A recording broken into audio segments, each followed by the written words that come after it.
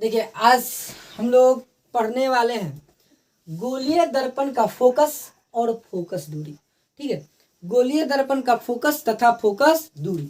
देखिए बहुत जरूरी है इसको जानना, फोकस और फोकस दूरी। जैसे देखिए हम लोग कल पढ़े थे कि एक होता है अवतल दर्पण और एक होता है उत्तल दर्पण। उत्तल दर्पण, देखिए अवतल दर्पण में देखिए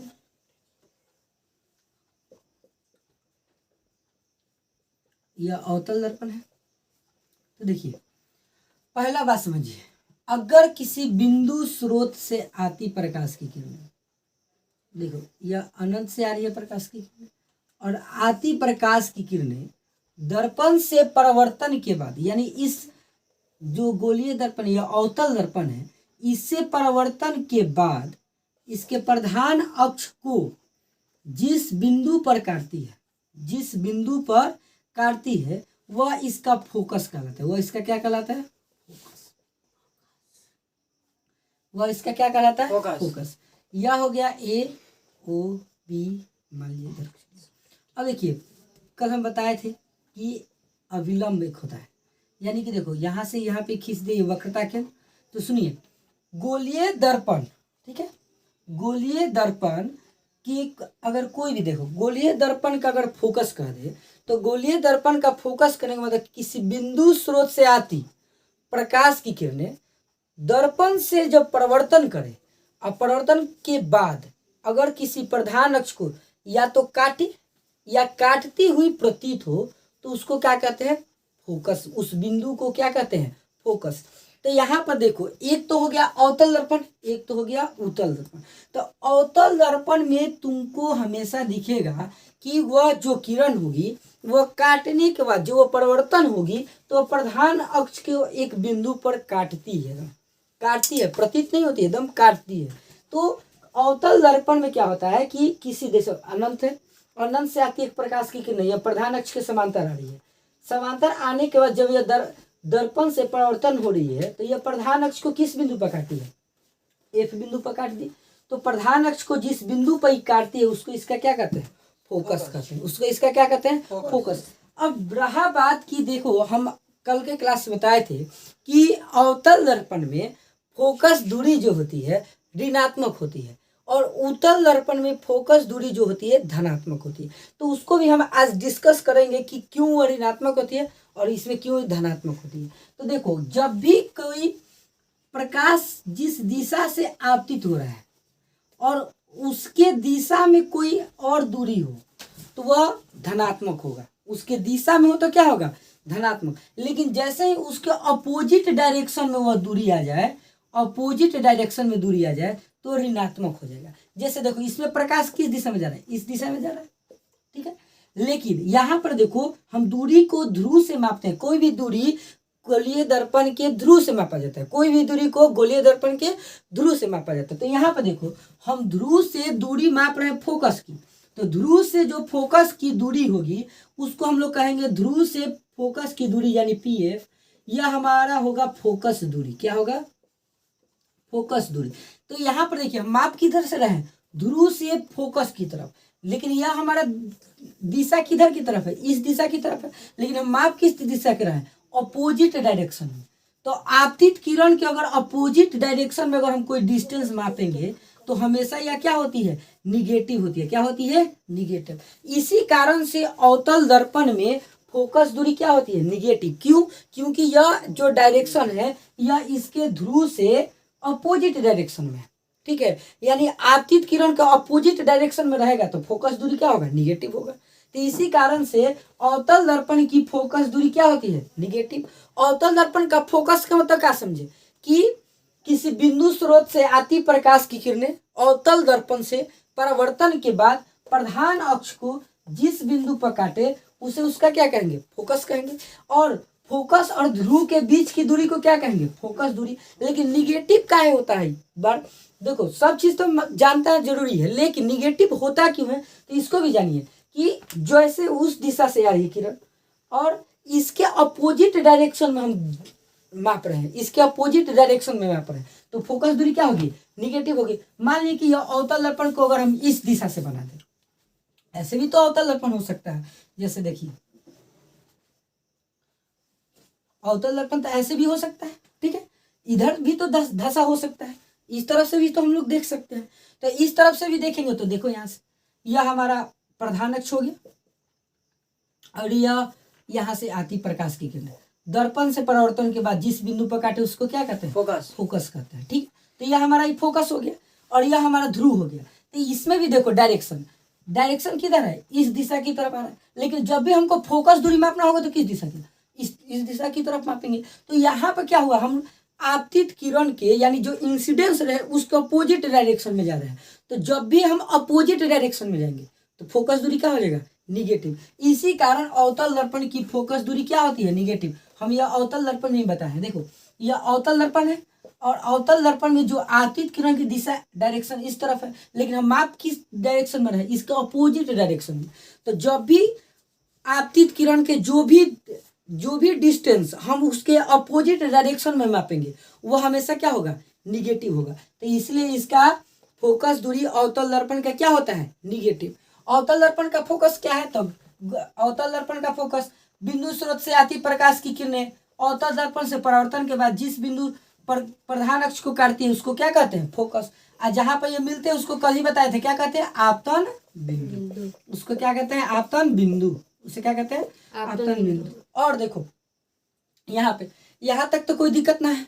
अब अवतल दर्पण का फोकस में तो कोई दिक्कत है नहीं। अवतल दर्पण के फोकस में क्या दिक्कत है बताइए। अब देखो अवतल दर्पण का फोकस यानी कि अवतल दर्पण का फोकस क्या है, उसके प्रधान अक्ष पर वह बिंदु है जहां से कोई भी किरण परावर्तन के बाद गुजरती है, ठीक है। तो गुजरती है तो उसको क्या कहेंगे, फोकस। अब देखो यहाँ से एक और चीज समझ लो, यहाँ पे यह हमारा वक्रता केंद्र हो गया, यह पी हो गया यानी पोल। यह वक्रता केंद्र और पोल के बीच की जो ये दूरी है इसको पीसी यानी इसको कहेंगे पीसी इक्वल टू यही होता है हमारा वक्रता त्रिज्या। यह क्या होता है हमारा वक्रता त्रिज्या, इसको कैपिटल आर से डिनोट करते हैं और फोकस दूरी को स्मॉल एफ से, ठीक है, और फोकस बिंदु को एफ से। तो यहाँ पे अवतल दर्पण की फोकस क्या होती है, देखो प्रधान अक्ष पर वह बिंदु होती है जहां से दर्पण से परावर्तन के बाद किरणें गुजरती हैं। फोकस दूरी क्या होती है, अवतल दर्पण में निगेटिव होती है।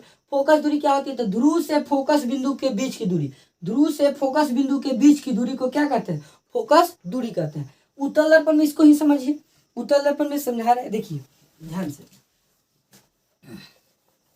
ये तो अवतल दर्पण में हो गया, थोड़ा सा इसको उत्तल दर्पण में हम क्लियर करते हैं। देखिए उत्तल दर्पण है, इसको देखो अंदर से रचित कर दिए तो कौन सा दर्पण हो गया, उत्तल दर्पण। बाहर से रचित किए थे तो अवतल दर्पण।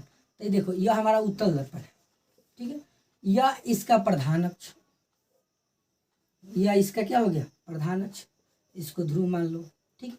और देखो इस पे जब भी कोई किरण आएगी,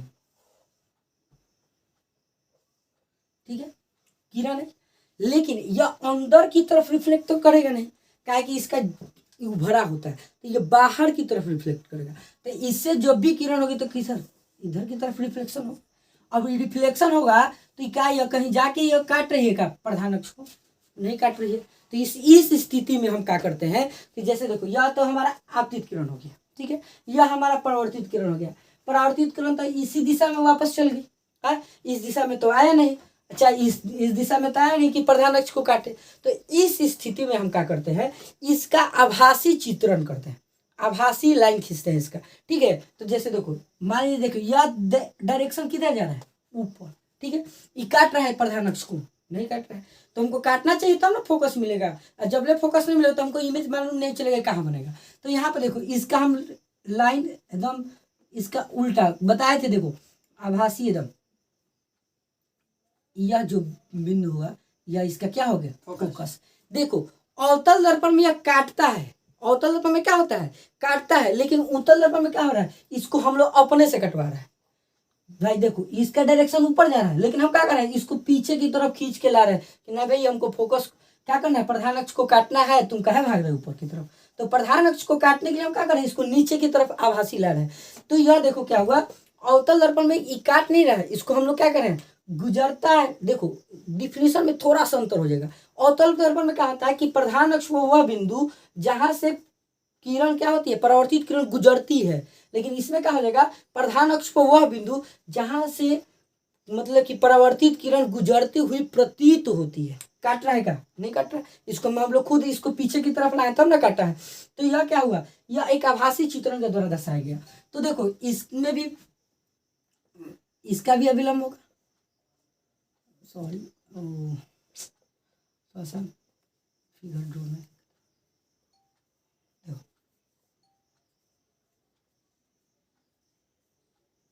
ठीक है। तो देखो यहाँ पे इसका भी क्या होगा, अब इसको देखो यहाँ पे देखो, यह ए हो गया, ओ हो गया, और इधर मान लीजिए बी हो गया, ठीक है। यह हमारा फोकस हो गया, ठीक है। तो इसमें देखो अवतल दर्पण की फोकस दूरी निगेटिव थी, अवतल दर्पण की फोकस दूरी क्या थी, निगेटिव। लेकिन उत्तल दर्पण है तो इसमें तो पॉजिटिव होती है। तो आखिर कैसे, तो देखो यहाँ पे अवतल दर्पण से आपतित किरण की दिशा इस दिशा में, और हम इसी दिशा में ही इसको माप रहे हैं, फोकस को किसी दिशा में माप रहे हैं, इस दिशा में माप रहे हैं नहीं, इसके फोकस को किस दिशा में माप रहे हैं, इस दिशा में माप रहे हैं। तो सेम डायरेक्शन में है कि नहीं है, सेम डायरेक्शन में। तो सेम डायरेक्शन होने के कारण यानी पी एफ इक्वल टू यानी कि फोकस दूरी इसमें क्या होती है, पॉजिटिव होती है। क्या हो जाती है, पॉजिटिव। क्यों, क्योंकि आपतित किरण की जो डायरेक्शन है उसी डायरेक्शन में हम डिस्टेंस को क्या करें, कवर करें।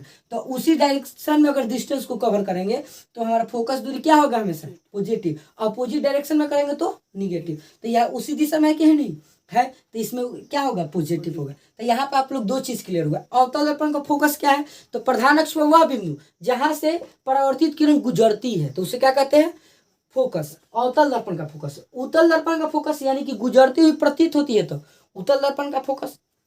देखो अवतल दर्पण में फोकस दूरी क्या होती है, निगेटिव। उत्तल दर्पण में फोकस दूरी क्या होती है, पॉजिटिव। क्यों, क्योंकि अवतल दर्पण में फोकस दूरी जो होती है हम उसके अपोजिट डायरेक्शन में मापते हैं, और उत्तल दर्पण में फोकस दूरी होता है वह आपतित किरण के सेम डायरेक्शन में मापते हैं। तो सेम डायरेक्शन में जो भी दूरी मापेंगे वो हमेशा क्या होगा, पॉजिटिव होगा। या फोकस दूरी हो, वस्तु दूरी हो, या तुम्हारा प्रतिबिंब दूरी हो, अगर आपतित किरण के सेम डायरेक्शन में होगा, जिस दिशा में वो है उसी दिशा में मापेंगे तो वो क्या होगा, पॉजिटिव। अगर उसका अपोजिट डायरेक्शन में मापेंगे तो निगेटिव, ठीक है। इसके अलावा कल बताए थे कि एफ इक्वल टू r/2 सिद्ध करेंगे, लेकिन आज तो फोकस और वक्रता त्रिज्या बताने में समय बीत गया। कल बताएंगे एफ इक्वल टू r/2, ठीक है।